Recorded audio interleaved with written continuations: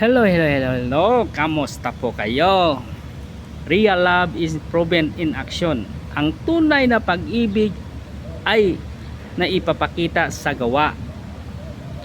Hindi sapat ang salitang mahal ko ang Diyos kung hindi ito makikita sa ating gawa.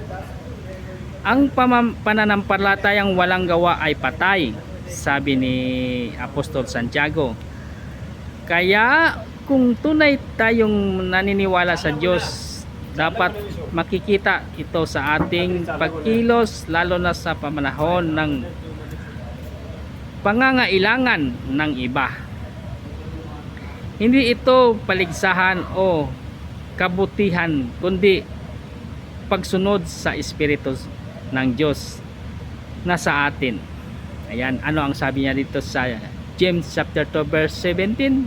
Faith by itself, if it is not accompanied by action, is dead.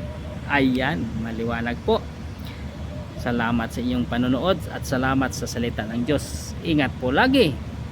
Shout out sa ating mga viewers and followers kung saan man kayo naroroon.